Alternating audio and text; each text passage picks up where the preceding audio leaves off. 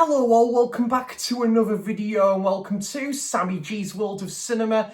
Today on the channel, guys, is that time of the month again where I go through all of the movies that I have watched in the month of February. Yeah, I have kind of kick-started my new series on the channel where each month I'll talk about all the movies I've watched in that month that I've watched them. And yeah, it's just a great roundup of all the movies I've watched per month and just looking back on some of the best first time watches of that month, or some great rewatches as well. And yeah, there is 31 films to talk about here today, so not as long as my January watches video where I think it was 39 films, so it's definitely gonna not be as long as a video as that was. But I will say to you guys, it is going to be a bit of a lengthy video, so do go and grab yourself a drink or something, guys. Go and grab yourself a tea or a coffee or something, or a beverage, because yeah, it's going to be a bit of a lengthy video. So I kick-started the month with possibly the biggest disappointment at the cinema in a long while. And yeah, it honestly kills me to say this, guys, because I was so looking forward to this film. I was massively disappointed in it. And yeah, I know this film does have its fans, and fair play to you guys, but this film I was just so underwhelmed by. And that is the 1979 version of Nosferatu. Oh, I so wanted to love this film, guys. Do know I really wanted to love this movie.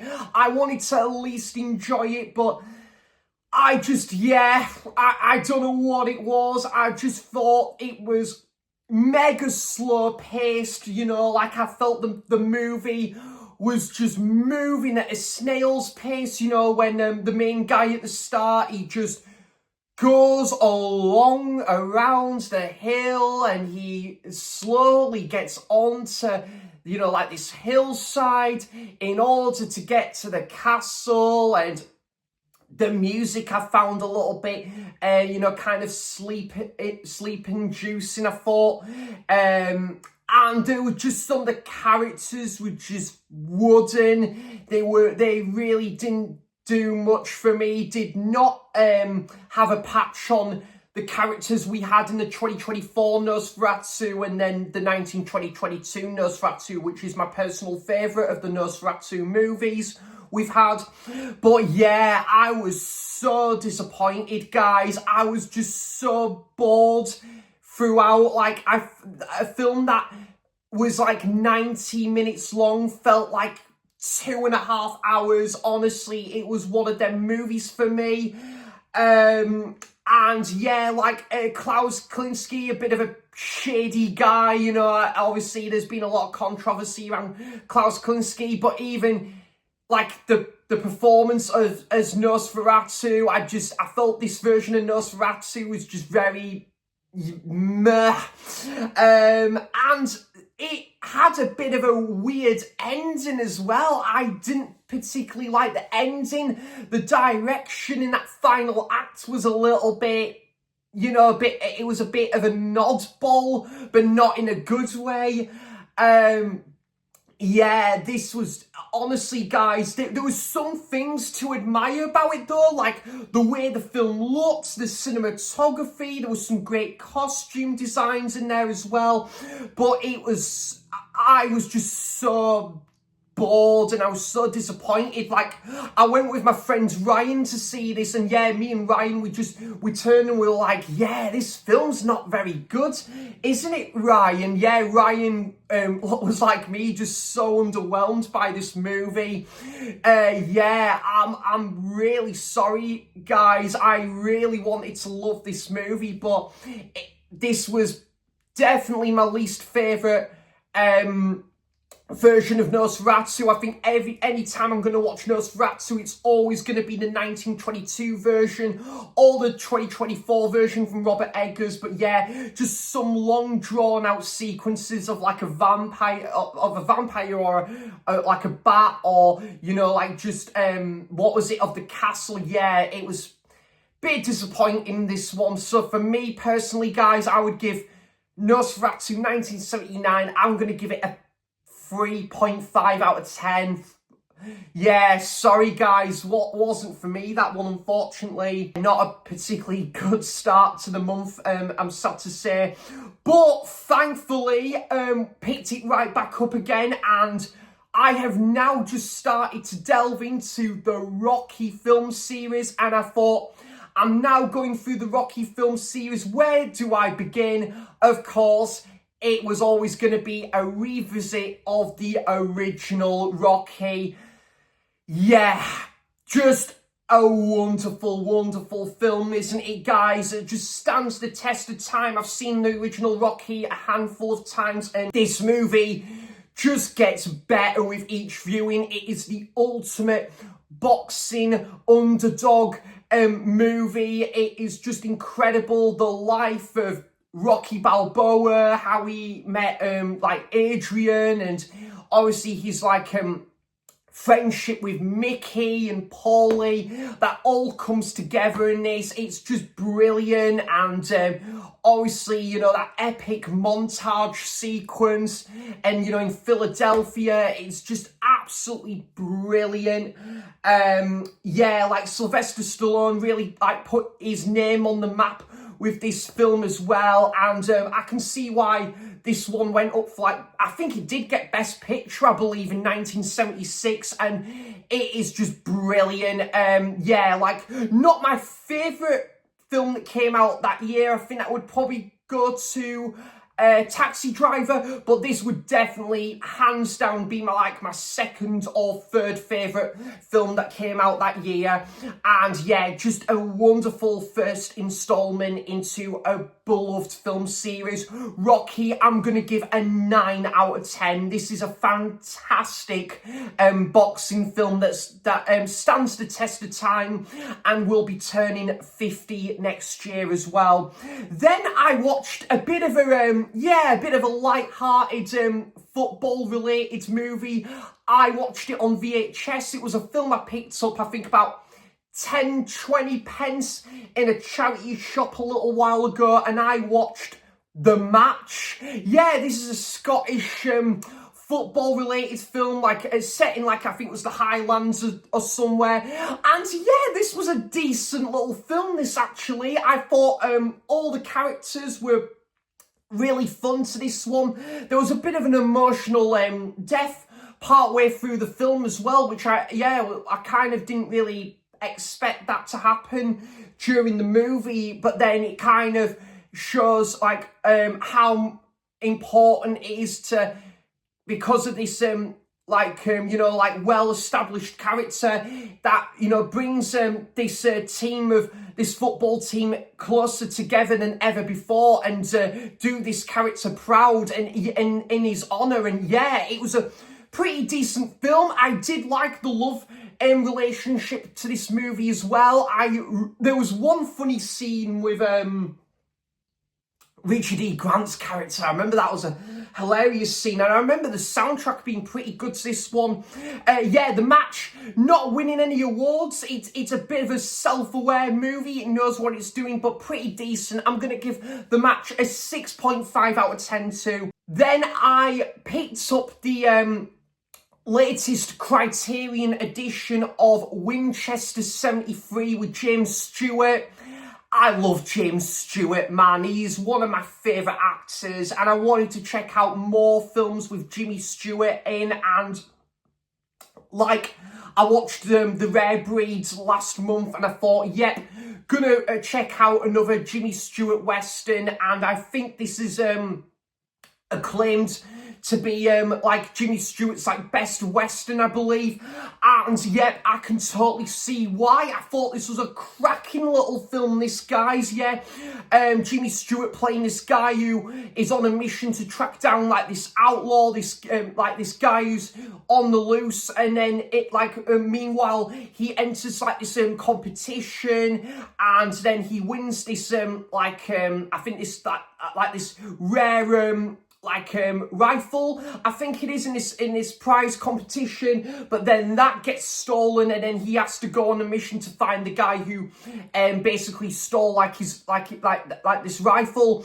And yeah, I thought this was a very good film. I thought it was you know, there was a very good set of characters in here. I really liked the characters that Jimmy Stewart met along the way in this film as well. And again, some cool shootout sequences, amazing final shootout sequence towards the end. And there was a bit of a cool twist as well with one of the characters, which I found really interesting here. One quite dark sequence in like this house where like by this dinner table, which I didn't expect as well. Winchester 73 I thought was excellent, guys. I'm gonna give this one an 8 out of 10. Very good film, that. Then I've gone from an excellent film to a pretty bang average movie, and I watched this one on VHS as well, and that is a film called The Acid House, which I think is based off a what's the guy's name again who wrote Trainspotting, like based off like the Trainspotting novel. What's the same author, based one of like his novels, I believe.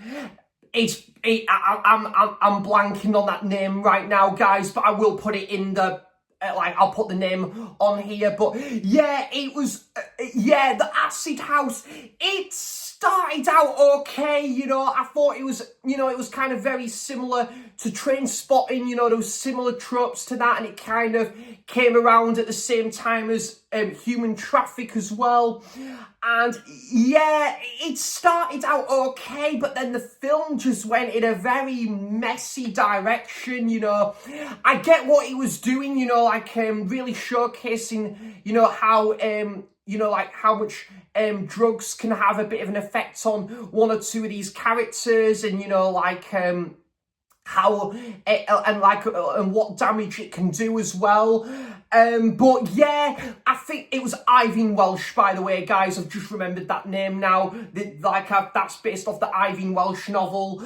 But yeah, it was, I don't know, it was just, again, it was, I guess it was kind of like an anthology film, but it was just, there was some plodding moments, there was some weird, things that happened in this movie where there was like from a perspective of a fly, and then this baby talking as well, and yeah, and I just, and the ending was a little bit shoddy as well. I didn't really like what the way this film went in that second half of the movie. I felt it was it kind of left me a little bit numb, really. I didn't really like, and some of the characters were just not very likable here at all, really. And just, yeah, not really many characters that you really rooted for, you wanted to be on their side.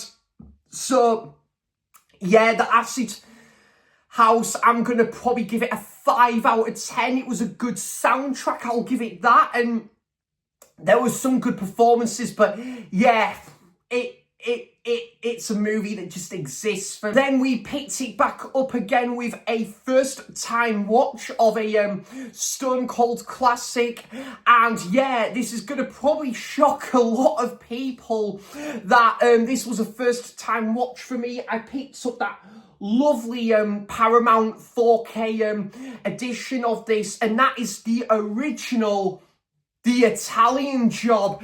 Yeah, this was a first time watch for me, and I totally get now why this film gets the love it gets. I think it was brilliant, guys, from the get-go. You know, Michael Caine playing this real, like, sort of slick and cool character who recently just been released from prison, and already he is, you know, like, back into, you know, he taps back into rhythm again. He wants to, you know, take on this assignment, this mission that one of his close friends kind of didn't, you know, like, kind of didn't really all succeed in this mission. So he ventures out to Italy to, like, try and like go on this case and kind of wanting to, him and his, like, and his, like, group of, like, associates to get hold of, like, this fortune as well. And they've got, like, you know, like you know, like a group of, like a, you know, like a bundle of vehicles as well to accompany them. And yeah, I thought it was just a really great like, film, this one. Very good, like, British witty humour to this one as well. Obviously I really liked the whole, like, setup that this film went for, the build up as well. There was a few scenes here and there that kind of would have reminded me a little bit of a James Bond movie as well. You know, like, the whole, like, sort of this underground, and we're focusing on that kind of, like, the plan from A to B and Y to Z, and just all mapped out, ironed out. I think that kind of gave me a little bit of a similar vibe to a James Bond movie. And yeah, it was really good. Michael Caine was excellent in the role here. Again, it was a great final act with, obviously, when I think it was set around, like, this World Cup as well. And the ending kind of left a bit of an open door to what could have happened after how this film ended. And yeah, very good film, this one, guys. I had a very good time with the Italian Job. I'm gonna give it a 9 out of 10. I thought it was fantastic, this film. And then we have another first time watch for me, and another really good film. Again, I've got to thank Roy for recommending me this director, which was Billy Wilder. And yeah, I thought this was an excellent film. I think I did personally prefer The Apartment, but this potentially is my second favourite film from this director, and that is Sunset Boulevard. Yeah, I went to Tyneside cinema to see this, and yep, I thought this was pretty brilliant, guys. You know, the acting was just amazing to this film. You know, just seeing kind of, like, the rise and fall of this actress, and, you know, seeing her go through, like, these struggles, and you know, like, during, like, with her kind of, like, a bit of a, with, like, her love life, and, you know, through, like acting as well, like, behind the scenes and that. And we see this screenwriter who's obviously, you know, like, obviously helping her with, like, a new with this new screenplay afoot. But yeah, I think that all the actors were absolutely amazing to this one as well. I thought the film was just so well narrated, and from the get-go, the kind of how you see the film start is kind of how you see the film ends, really, and you learn the whole backstory with that. Yeah, just the Hollywood feel of the movie was brilliant. Just some amazing performances in here, and yeah, like that ending was just brilliant as well. And yeah, just some great, like, lighting to this movie as well. Some great, like, locations as well to this movie. And yeah, definitely I need to get him a Blu-ray collection. So Roy, thanks for recommending me this, man. This was a great, another great Billy Wilder film. Sunset Boulevard, I'm going to give an 8.5 out of 10. Excellent film, that. And later that day, I went to go to the Star and Shadows cinema. I went to go and see the original, I think it's Dutch or Spanish version of The Vanishing. Yeah, from 1988. I think there is the remake with Jeff Bridges that I still wouldn't mind like checking out that remake. Is it Jeff Bridges or Kiefer Sutherland, I think? This was excellent, really liked this. Yeah, very kind of unsettling and dark with like its themes here, and you know, like obviously we learn about like this couple who are like on a holiday, and it's not the holiday they had in mind, where you know, like it just shows cases of you know, like how important like this couple is for in this movie, and you know, like what one character does and this character does, and you learn a great deal about that. And then you know, like it kind of sets itself 3 years after this, like you know, like this thing that happened at the start of the film, and you know, you learn about that this obviously main antagonist and what this antagonist is capable of. It's not very pleasant indeed, but yeah, it's it goes through so many different like you know, like emotions, this film, and it goes through so many different phases as well, and it's just brilliant. The writing was great to this film as well. The ending, I didn't see that ending from a mile off, but my goodness, it was a disturbing ending as well. Vanishing, I know Pete, that played Tendo Guy, is a massive fan of this film as well. So yeah, The Vanishing from 1988, I'm going to give a 8 out of 10 to. Then we had a rewatch of a film I haven't seen for absolute years. I just bought the Blu-ray very recently, and yeah, I haven't seen the film for about nearly 10 years. I thought it was fine time I watched this film, and I rewatched Brothers with Tobey Maguire and Jake Gyllenhaal and Natalie Portman, and yeah, this was great, guys. Yeah, just as good as I recalled, really. You know, just learning about like this family, and you know, Tobey Maguire's character is away, I think in like I think it's in Afghanistan. You learn that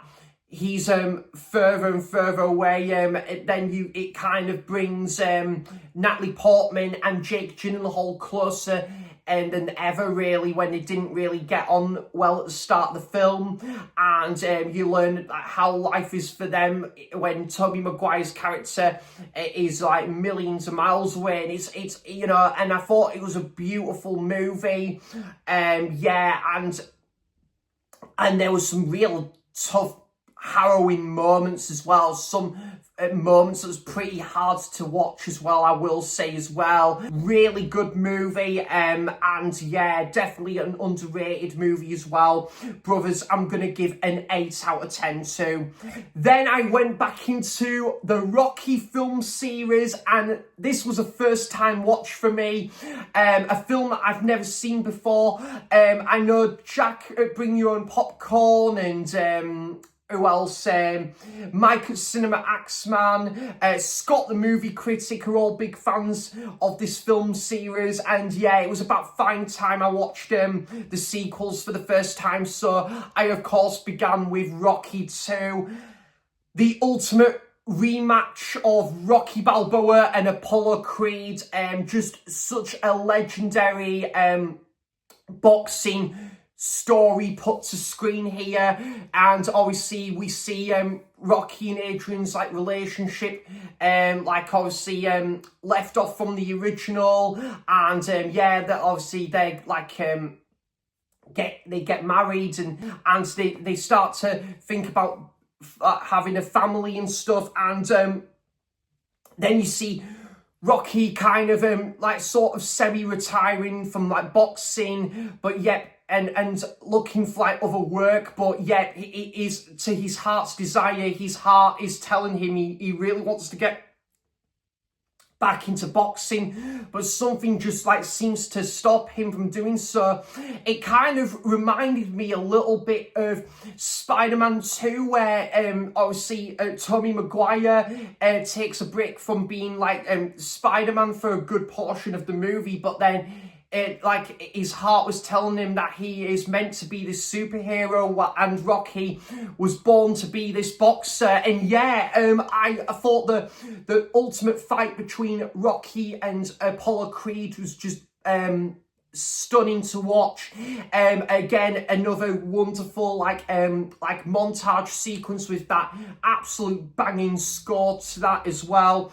Yeah, Rocky 2 I thought was excellent, guys, really good.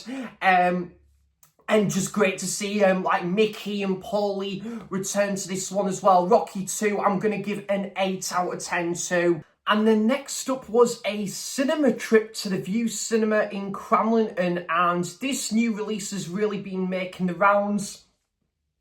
It was a film that was certainly like on my radar. I heard very good things about this. The absolutely beautiful Sophie Thatcher was in this film as well. Go to the cinema to see Companion. Yeah, this was a very good film. I really enjoyed this. Definitely, I would say one of the best new releases I watched like last month, I would say, definitely. Yeah, I've only seen like a select view, but this was definitely one of the best ones for sure. And yeah, I thought it was really interesting, you know, like obviously about like this AI, like artificial intelligence, or, you know, learning what this you know, like AI robot is capable of, and the twists and turns that happen throughout the movie was just really cool to watch it unravel, you know, like learning what this robot is capable of, and you know, like there's some real dark avenues that this film like it goes through.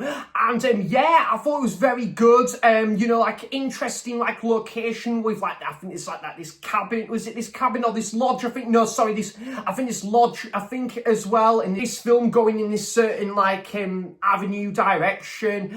I thought they were gonna actually stick to that, but it was interesting. Yeah, I thought there was a very good set of characters in here. I thought Sophie Thatcher, very foxy, like beautiful lass in this film, and she gives a brilliant performance. And Dennis Quaid's son was great in this film as well.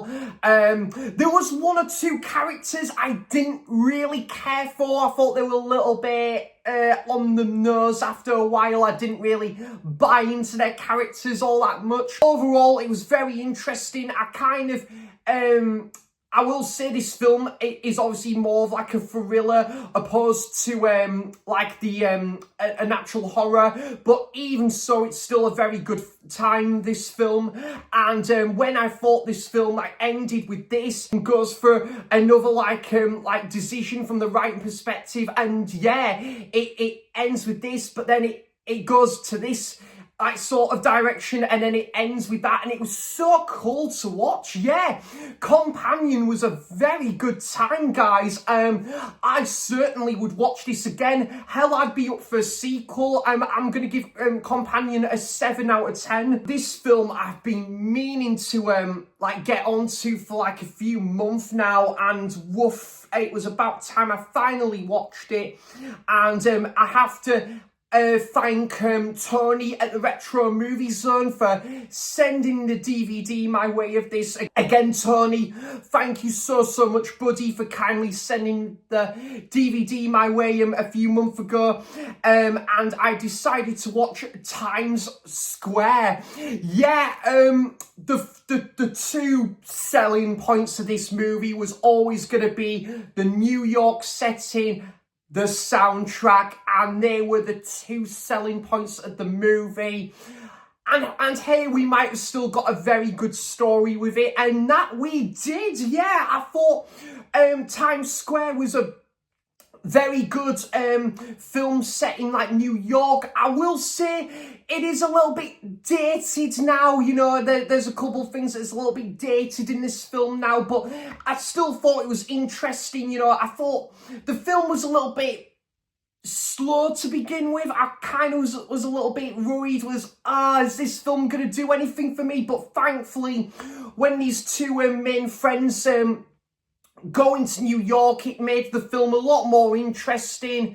You know, like it was nothing amazing what was happening, but it was very grounded.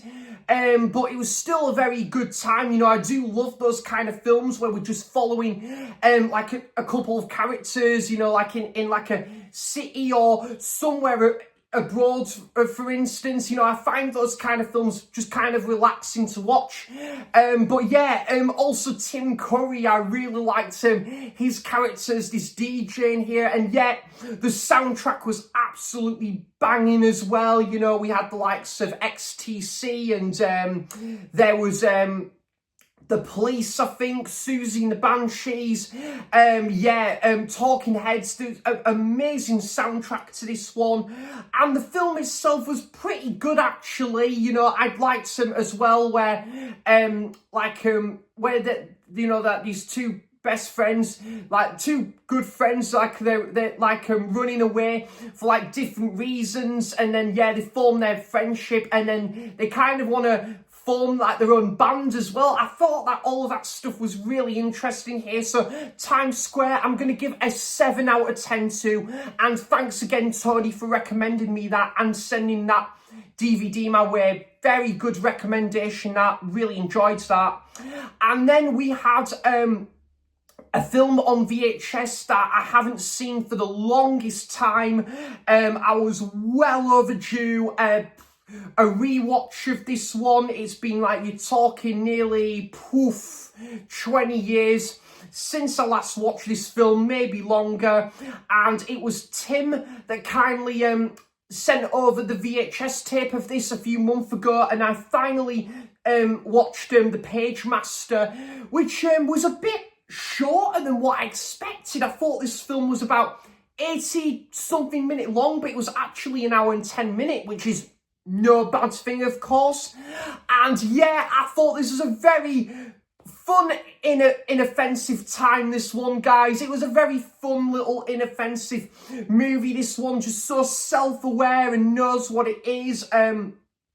Really interesting to see Macaulay Culkin as like he's kind of plays like this like this kid who decides to venture out, go to the library one day, and then like his life is turned upside down when he meets this librarian, and then he gets really stuck into this other world, surrounding like these other genres as well, and meeting characters along the way. And I thought this was very interesting. You know, it was a very interesting concept, the blends between live action and animation here. It kind of reminded me a little bit of The Wizard of Oz as well at times, but really fascinating with its concept. Kind of reminded me a little bit of Inside Out as well, as in the film Inside Out from Disney Pixar. And yeah, I loved the animation style to this one, and it was just, I kind of felt the film could have maybe done with a bit maybe an extra 10-15 minutes or something to maybe flesh a couple of things out, but as it was pretty good, this one. Like The Page Master, I'm going to give a 6.5 out of 10 to. And next up, it was Valentine's Day, and I wanted to watch like a really fun, sweet, light-hearted rom-com on Valentine's Day, and I don't think anyone can do any wrong with choosing this film. I had a rewatch of Notting Hill. Oh man, I love this film. It's just brilliant, and I will say as well, Hugh Grant is really, I've kind of really grown to really appreciate Hugh Grant as an actor more than I used to do. It was like Hugh Grant and Colin Firth, I just didn't really, care for, I didn't really care for them as actors all that much once upon a time ago, but now over time I've kind of seen them in other things, and I've really come to like them more as actors than I used to do. But yeah, Hugh Grant, I love his character, you know, as this travel bookshop owner, and he has a love for film, and obviously he loves to like go around to like his friend's house, but he kind of feels that something is a little bit missing in his life, and then that kind of again turns upside down when he meets Julie Roberts' character, who's like this actress who's kind of wanted to shy away from all the glam and fame out there, and just obviously just live a kind of an ordinary life with Hugh Grant's character. And I found all of that stuff really interesting. Love the character Spike in this. Spike is definitely my favourite character of the movie, and it is just a beautiful movie. It really is. You know, I think this has just got such charm to it. You don't get like excellent rom-coms like this as you used to do, and yeah, just some great laugh out loud moments, some very witty moments as well. Again, a real love letter to like cinema in this movie as well. Notting Hill, I'm gonna give a 8.5 out of 10. Had a watch along with like Andy, Forgotten World of Movies, Nige, Rock God 2004, and Scott the Movie Critic, and we all had a watch along of, is it just here? Of this, and we had a watch along of Jaws 2, and it's I haven't seen this for the longest time. This was a first time watch for Scott. It felt a bit like a first time watch for me, to be fair, because I just haven't seen it for the longest time, and yeah, this is such a great sequel. We had a really good watch along of this, did me, Nige, Scott and Andy, and it was a brilliant experience, this watch along. The 4K transfer was stunning as well, you know, it's got me even more excited to check out the 4K transfer for the original Jaws, as a matter of fact. But yeah, this is such a fun sequel. Again, you know, like returning to Amity Bay here, and obviously, you know, like a Roy Scheider's character, and Chief Brody, probably one of the most beloved protagonists to a film ever, and then you know, like obviously you know danger just keeps lurking in each corner every time he just you know, like either is on duty somewhere else, or he's like spending time with his family. Just danger lurks in every corner, and when he doesn't least expect it, and then this shark just comes out of out of the blue, and obviously causes absolute mayhem. And it's a very good sequel. Great set of characters. I actually forgot what is it? I actually forgot, what's the guy's name? Keith Gordon was in this movie as well. I actually forgot he was one of the side characters to this film. And I thought the girl in it, Tina, she did a really good job in this film as well. Very interesting characters, and you know, really seeing what the effects that this shark can have on this group of characters when they least expect it. So Jaws 2 is a fantastic sequel. I really don't understand the low scores to this one either, guys, because I think it's a very good sequel. Jaws 2, I'm going to give an 8 out of 10 to. I had a very good time with this one. The following day, I went to Tyneside Cinema. I went to go and see Bram Stoker's Dracula. Now, this is was part of the Encountering the Vampire season, and I thought this again was probably just as good, if not better, than that first time viewing of this film last year. This was my favourite first time watch of last year, and I absolutely love this. This could potentially be, to boot, my favourite version of Dracula. I think Francis Ford Coppola just does such an amazing job with this, you know, from the production, you know, like the dialogue, obviously Gary Oldman as Dracula is just great in this, you know, the look of Transylvania and, you know, like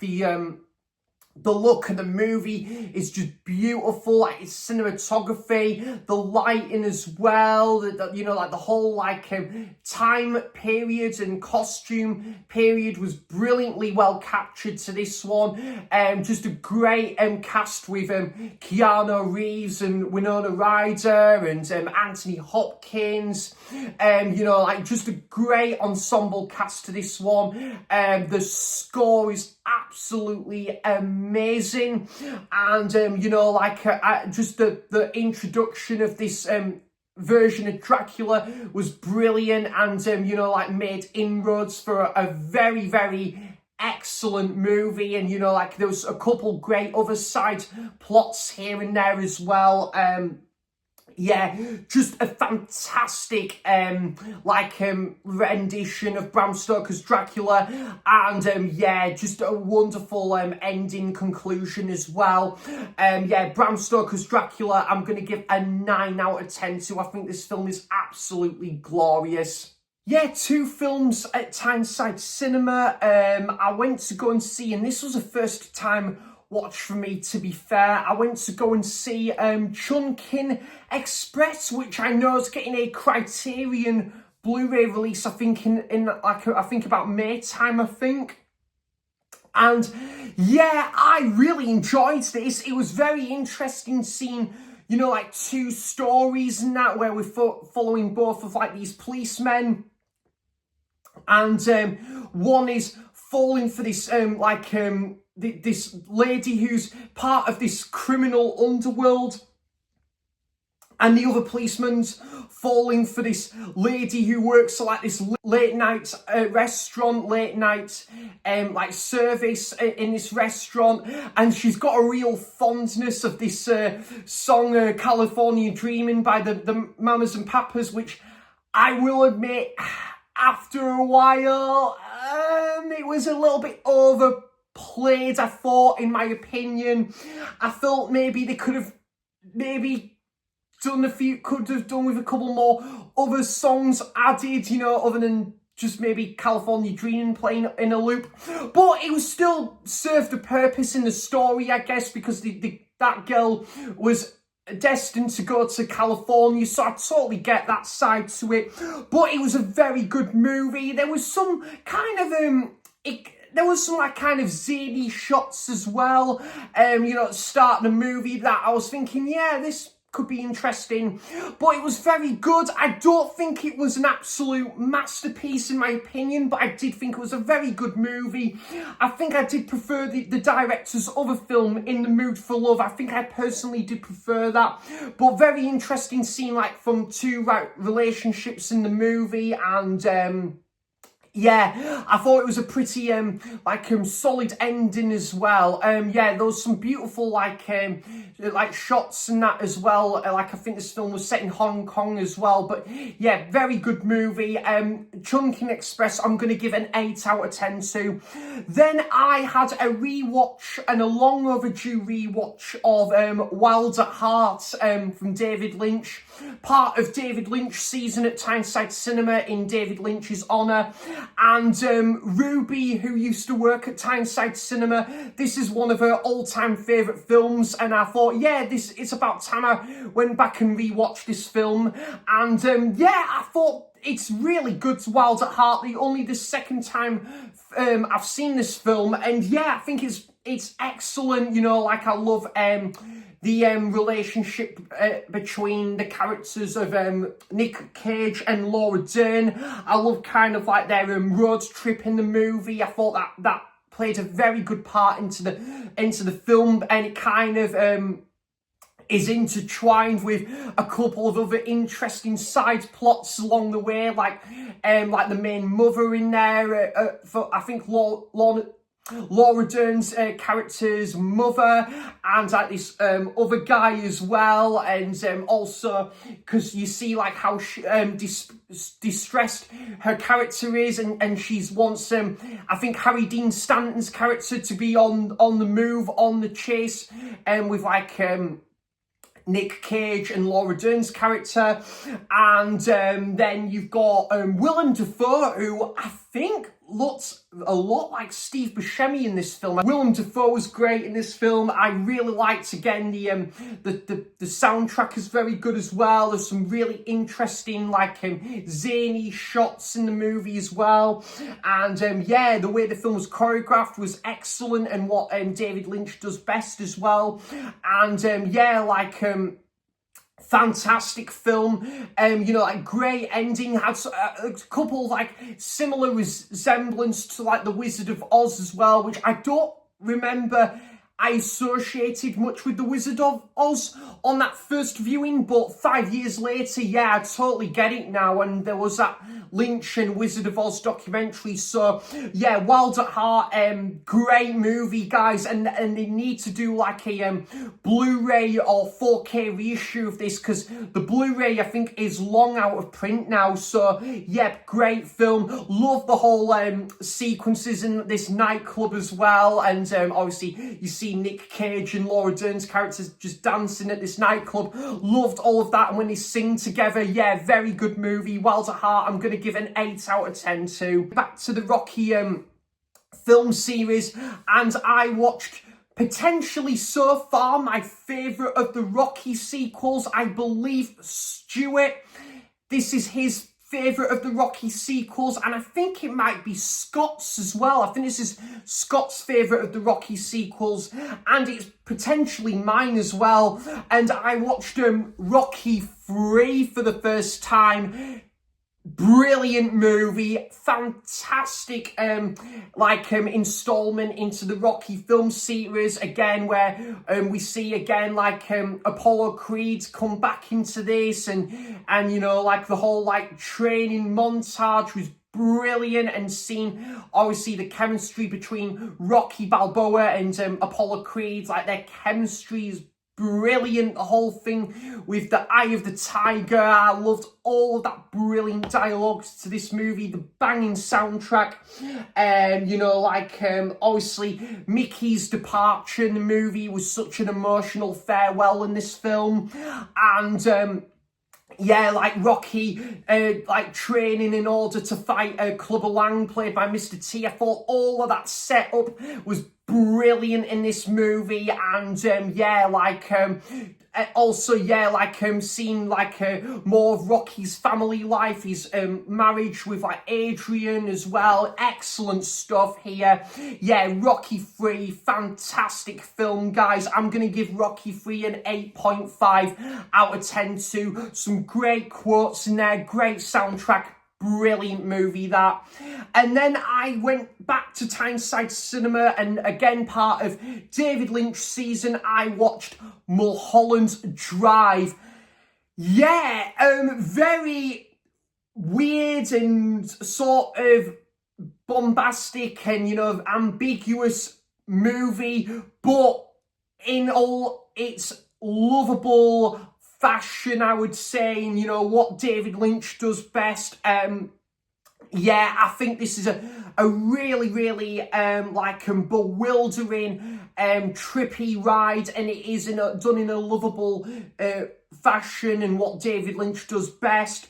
Yeah, again, I think both the main leads are absolutely fantastic, where you see like one character play like this actress who I think has like, I think she kind of forgets her identity, recovering from like this car accident, and then you see this other actress played by, is it Naomi Watts, who comes into like starts a new life in like I think it's in LA and stuff, and yeah, they play like a great like chemistry in this movie, and yeah, like seeing like the the rise and fall of like this actress's like side story and this actress's side story as well, and for this character learning how important like an actress she was, and before like this sudden incident that happened, and obviously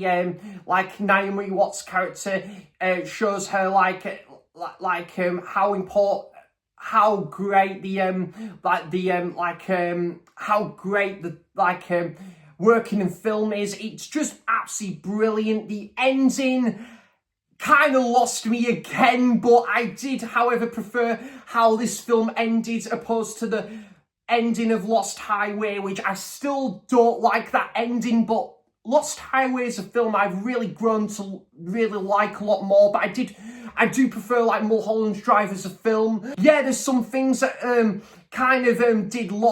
that was a bit lost on me, but I was still fully invested throughout, and yeah, like the way the film is choreographed, the stylish tones in the movie was really well layered here, and it had a little bit of a Tarantino feel to it as well, some really great zany aspects as well.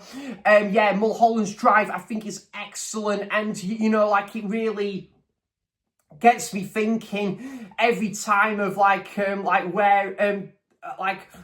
where this film actually went, you know, like after its conclusion, and what would have been led on from this character to this character. There was a couple pretty comical moments in this film as well that I kind of forgot about. So yeah, Mulholland Drive, I'm going to give an 8.5 out of 10 to. Had a VHS night in, and I watched a film that I think I discovered through Andy at Forgotten World of Movies, and me, Ollie and Stuart was talking about this in our WhatsApp group the other day, and saying what a great film it is. I can totally see why this film got a bit of praise indeed, and it's good to see this film gets a bit of recognition as well, because I don't think this film was very really well known and stuff. Mermaids with Bob Hoskins and Winona Ryder and Cher, and I really enjoyed this one. I kind of liked Bob Hoskins character, who I think works in this hardware shop or somewhere, and yeah, I think he has a little bit of a marriage crisis, but then it kind of Cher's character turns it around for him when they meet, and Bob Hoskins' character is just so lovable in this. You know, I love his chemistry with Winona Ryder and the other Winona Ryder's character's sister in there. You know, they have really good chemistry in this film, and yeah, Cher as well as their mother, who wants the best for her daughters, but yet her daughter's got these ambitions and to do other things in life, and she kind of falls for this guy. But then there's this incident that happens along the way, and then it kind of has a bit of an effect on Cher and Winona Ryder's mother and daughter relationship. And yeah, it was interesting to see which direction that will go, and will they start to talk to each other and sit down and start to talk to each other and stuff. But yeah, this is a really good film, this, guys. Yeah, I loved the 60s feel of the movie as well, and yeah, really great to see this film go through all 4 seasons as well. So if you're into films like Heathers and other films like that as well, that's very, of that time, I would give this film a watch. It's a very good one. Mermaids, I'm going to give an 8 out of 10 to, and yeah, hope this one gets a Blu-ray release over here. It absolutely deserves it. Then me and my friend Ryan went to the cinema. We went for another cinema outing, and we went to the Omniplex cinema in Sunderland to go and see the brand new film from Osgood Perkins, and that was The Monkey. So yeah, this film's getting a little bit of a divisive reception, kind of similar to Longlegs, but I don't think it's to the same extent as Longlegs, I will say that. But yeah, I thought this was a pretty good film. Yeah, I quite enjoyed this one. I had a very good time with this one at the cinema. For myself personally, I wasn't a big fan of like how the film ended, but saying that, I didn't watch the post credit scene, so how that might have enhanced on the ending, I'm not too sure. But other than that, I thought, yeah, the film did its job, you know, like obviously showing how evil like this monkey is, it both in this guy's past and this guy's present. I think this film was started out like it was set in the 90s, but for some reason it felt like it was started to be set in like the 60s or 70s or something. And I thought the main guy who plays the grown-up version of this character, he did a very good job in here. He was definitely my favourite character in the film. And obviously seeing that this monkey comes back into his life, and yeah, like the amount of like, you know, like the sort of the dark twists and turns that this monkey, this evil monkey, is capable of was just so mesmerizing to watch these things unravel. Some gory kills in here, one by like this swimming pool or one by like this wardrobe. And yeah, it's a pretty good film. I felt it could have done with a little bit, maybe another extra 10 or 15 minutes to see more of what this monkey is capable of. But I had a very good time with this at the cinema. And yeah, like, again, maybe the trailer made the film look great, whereas this film was still pretty good. But I would give the monkey a 7 out of 10. I thought it was a pretty good film, and probably one I'm not going to go back and rewatch a hell of a lot, but I still thought it was a pretty good film, this one, and one I had a very good time with at the cinema. Well narrated and good acting, interesting story to this one based off the short story by Stephen King. So yeah, that's the monkey. Then I had a rewatch of the Texas Chainsaw Massacre 2. I got that wonderful Arrow 4K edition. Absolutely loving these limited editions from like Arrow or BFI. And whilst we're on that subject, I hope to pre-order Jason Goes to Hell and Jason X soon, because that will go very nicely with my Friday the 13th 1 to 8 like box set. But anyways, guys, back to Texas Chainsaw 2. Yeah, guys, you've got to like take it for what it is. It's not winning any awards, it's not an amazing film by any means, and it's certainly got nothing on the original, but taking it for what it is, it's a very good like second film into this film series. You know, I kind of like how it kind of does its own thing on its own accord compared to the original. And directed by Toby Hooper, and Toby Hooper does something completely different with this sophomore entry into the film series. It's got a bit more of a comical feel, and you know, like it's got a bit more of a wacky, eccentric feel. But yeah, I kind of love it for those reasons. I'm not like a big fan of like the radio DJ in this film. I think the actress still puts in an all-right performance. She does a decent job. And yeah, she's not kind of the most interesting of protagonists, but I think her character does serve a purpose in here. And Dennis Hopper, yeah, with a chainsaw, he is badass in this. I would have liked to see more of Dennis Hopper in this, admittedly. And the whole underground lair where like this version of Leatherface lives, and these couple of other characters live. I found all of that set up really interesting, and it really works in the film's favour. And yeah, like again, like it had a couple of really comical moments in here, some witty dialogue. I loved the guy's like love for like records and music in this as well, which really gets a thumbs up from me. So yeah, Texas Chainsaw 2, had a very good time with this one. Again, on rewatch, I'm going to give this one a 7 out of 10 too. And yeah, great to see this one gets the Arrow 4K treatment that it deserved. Yeah, really glad to own that on like Arrow 4K, and yeah, really great sequel there, fantastic indeed. And then guys, I had another double feature at Tyneside Cinema.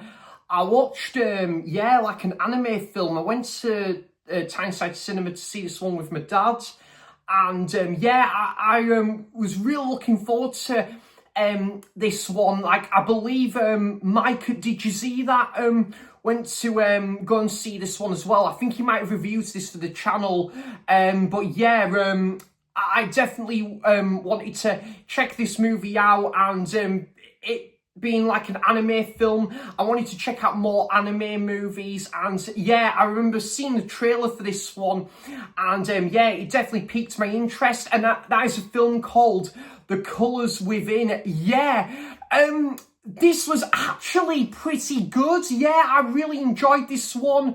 It got a little bit of a mixed reception, but I really connected with this one. I loved the whole like music like theme to this movie, and you know, like associated with like these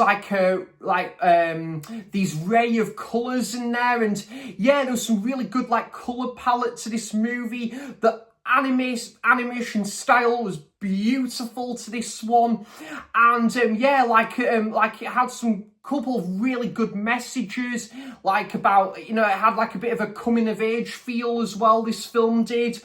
And yeah, like these three friends that form their own like music group, and the songs were quite enjoyable actually. There was some really good yeah, a couple of really good like original songs in this film. And yeah, like again, I did like again, like when you're following this character and he's on his way to college, and then this girl has just been like has just left like this school, but yet she still wants to like remain in contact with her friend. And yeah, I thought all of that was a pretty like interesting story to this one. I would have liked to see more of like the development side to with like writing songs side to this movie, but overall it was still interesting, a very cool, like inoffensive little movie. And yeah, I had a pretty good time with this one. The Colours Within, I'm going to give a 7 out of 10 to, and one I would definitely check out again. But this film, I must admit, I went from quite liking this film to absolutely loving this movie here. And I absolutely adore like clay animation. You know, I'd love to see more movies like with clay animation, especially like nowadays and stuff. It'd be cool to see more like clay animation films, like with Wallace and Gromit and stuff. And yeah, this is from the same director of Mary and Max, and it is Adam Elliott's first film since Mary and Max, and that is a film called Memoir of a Snail. Yeah, I absolutely loved this film.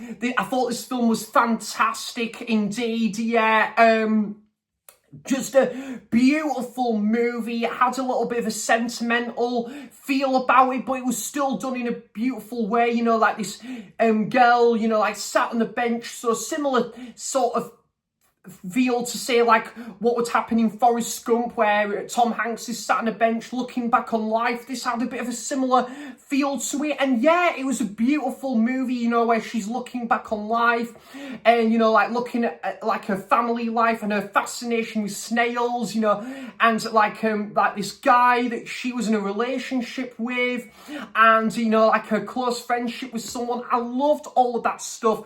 I thought the animation style was beautiful. It was very dark and nitty gritty at times, kind of a similar vibe to Mary and Max, but nowhere as depressing as some of the stuff that goes on in that movie. But brilliant movie, by the way, though, guys, Mary and Max, I will say. But yeah, I think out of Mary and Max and this film, though, I think this film I actually come back to a little bit more in future. I'm not saying this is a better movie than Mary and Max, but I think this is a movie I think I would come back to more. I think especially with how the film ended as well with this film. You know, like it was nowhere as dark and, you know, really like deeply moving as the ending of Mary and Max, but Memoir of a Snail I thought was fantastic, guys. I thought this was a beautiful Australian animated film, and I hope this one gets a Blu-ray release one day as well. I just love like independent movies like this, and it's a beautiful film. Some really comical, witty moments in there. Memoir of a Snail, I'm going to give an 8.5 out of 10 to, guys. Really good movie. And yeah, definitely one I'll come back to again in future. And hopefully we'll get a Blu-ray release over here in the UK as well. Then I decided to have a rewatch of a film that I've got a bit of a soft spot for. I think this was Zach Braff's directorial debut film as well, and I've only seen it the once, and I thought it was a bit, I fancied giving this one a rewatch actually, and that is Garden State with there's who is it again? Is it Peter Skarsgård, is it? And Natalie Portman, and I think it is Zach Braff, I think. And yeah, I love this film, guys. This guy who returns to his home after so many years, and he starts to build a close friendship with Natalie Portman's character, and the guy played by, I think it is Peter Skarsgård, they're reunited after many years. It was pretty cool to see Jim Parsons in here as well. I don't watch The Big Bang Theory anymore, but it was still cool to see him crop up in this film. This has an amazing soundtrack as well. I love the soundtrack to this movie, and a great ending as well. Garden State I think is excellent. I'm going to give this one an 8 out of 10 too. And then I decided to watch my BFI 4K edition of Kronos from Guillermo del Toro. And absolutely, similar to Arrow, absolutely in love with those BFI 4K editions with the booklet and the book and stuff. And this was a first time watch for me, and Kronos, I thought this was very solid, a very interesting take on the vampire subgenre, and I thought there was some very interesting stuff that happens in this film, you know, of this I think it's this tech device that is found in this antique shop after many years, and this a shop owner doesn't know what to do with it, and then it kind of it has a bit of an everlasting effect on him. And then Ron Perlman played a pretty interesting character in this as well. It had a very interesting investigation case to this movie as well, and I liked the setting of the movie as well, and you know, it had a very festive feel at the start, and then it became not so festive. Interesting take on the vampire subgenre. A little bit of a slow burn, I will admit, but I thought it was still a very good time, this one. And there was some very interesting characters as well. And very dark and subtle ending to this movie. Kronos I'm gonna give a 7.5 out of 10 to.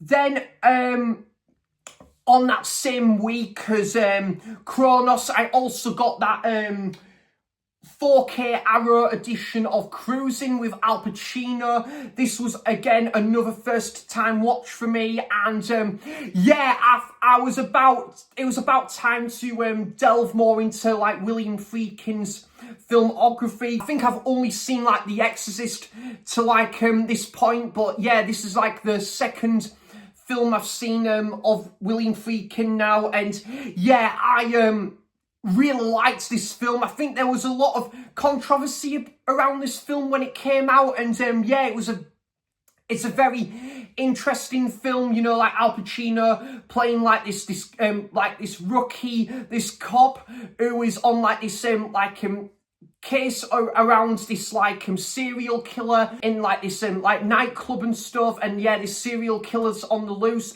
with like men and basically kill them one by one, and Al Pacino's character's on that like investigation case. And I thought the other guy, he did a really good job, who played like that detective. He's been in a couple of other things. He was really good in this film as well. And yeah, Al Pacino, definitely for me the best part of the movie. He, yeah, gave a really good performance in here. The film had a couple of plodding moments, I will admit. There was a couple of moments where there wasn't a great deal happening, but when the film does land back on its feet again, it's very interesting. Yeah, very interesting, like New York setting to this one. Again, I did like the whole sit down and talk scenes in like this cafe as well between Al Pacino and his friend in this movie as well. That had a little bit of a, you know, like I can see Michael Mann taking a little bit of inspiration from that restaurant sequence in the film Heat. But yeah, really interesting movie, this one. Not gonna have a lot of rewatch factor, I will admit, but it was yeah, interesting, a very good movie, a very solid ending as well. Quite riveting moments in there too. So yeah, Cruising, I'm gonna give a 7 out of 10 to. I had a rewatch of The Graduate. I absolutely adore this movie, guys. I've read the book as well. The book is also fantastic as well. Yeah, I wouldn't mind reading the book again at some point. But yeah, basically I was on a live stream on Ollie's channel like earlier in the week, and we were talking about Dustin Hoffman. On the live stream, it was Jodie who was on the stream as well, and yeah, it was a fantastic live stream with Jodie, James Movie Mad, and Roy as well. Yeah, and Ollie. Yeah, really good stream that was. And yeah, we were talking about Dustin Hoffman, and it kind of got me in the mood to rewatch The Graduate again. Loved this movie since I saw it, and I fancied rewatching it. And yeah, it is just a fantastic like late 60s drama film, this one, with some comical witty moments. And yeah, Dustin Hoffman, who just like graduated, and then he's basically his character starts to fall for Mrs. Robinson, and you know, like they have like their secret like affair, their relationship. And yeah, that's an interesting story. A new addition to the story comes in the second half of the movie with Mrs. Robinson's daughter, and that makes the film all the more like interesting to watch as well. And yeah, it's a fantastic film. Love the Simon and Garfunkel soundtrack again. You know, like the wonderful like you know, like just wonderful acting in there, wonderful dialogue as well. And yeah, there's just some great characters to this one as well. And yeah, again, the runtime, the way the film is paced is just flies by. And yeah, it's just a beautiful film to watch, and it's got some quite you know, like intense moments, I will say, and I can only give props to the great acting, you know, in those intense moments as well. And yeah, again, like the way the film just shifts in tone as well is just brilliant, like brilliantly written here. And yeah, like a great movie to watch like at late at night and stuff. So yeah, The Graduate, I'm gonna give an 8.5 out of 10 to. Second to last one now, and I finally delve into my Arrow 4K edition of The Good, Bad and the Weird. Yeah, this is the Arrow 4K edition that I bought on my birthday, and it was sat on the shelf for nearly 2 months now, and I thought, yep, it's about fine time to get back into westerns, but also get back into like yeah, like westerns, but also delve more into like this director's work who directed I Saw the Devil. This was really cool. Yeah, it was absolutely nuts with some of the stuff that goes on in this movie, but it was such a bewildering, ambiguous, but really entertaining like level factor experience, this film. Yeah, you know, like these three characters that are like venturing out to get this like missing map, and you know, like in order to seek this treasure. I thought was entertaining. The opening with the train, I thought was a brilliant way to kickstart the movie. Learning a bit about like this street gang and this guy and why he's destined to find like this map and this treasure, and you learn a bit about the backstory with like why he's kind of seeking revenge sort of thing. I thought all of that stuff was excellent in this film. And yeah, like again, the whole like sort of like bombastic feel the movie was really good. This film had some very witty comical moments in here. Like there's one character that did remind me a little bit of Tuco in The Good, Bad and the Ugly, where he's got a little bit of witty sense of humor. I loved all of that stuff. And yeah, like the whole thing with like this action, couple of the action sequences, this whole like bewildering ride sequence with all like this similar sort of sequence to like a Mad Max movie, where basically like this train and this tank or like this horse that would chase each other, I thought was amazing. It was just really well put to screen here. And yeah, the ending was absolutely awesome as well. And yeah, like it was definitely a film that I've been meaning to watch for a canny while now. Again, I absolutely love that Arrow 4K limited edition of it. So yeah, Good, Bad and the Weird. I had a very entertaining time with this one. And yeah, it was a very different to the director's other film. I believe I Saw the Devil, which was also came out in 2009. So yeah, Good, Bad and the Weird, I'm going to give an 8 out of 10 to. I had a bloody ace time with this one indeed. Rocky 4, the director's cut, so Rocky versus Ivan Drago. And yeah, I had an awesome time with this one. Again, it was kind of had a bit of a different feel to the third film.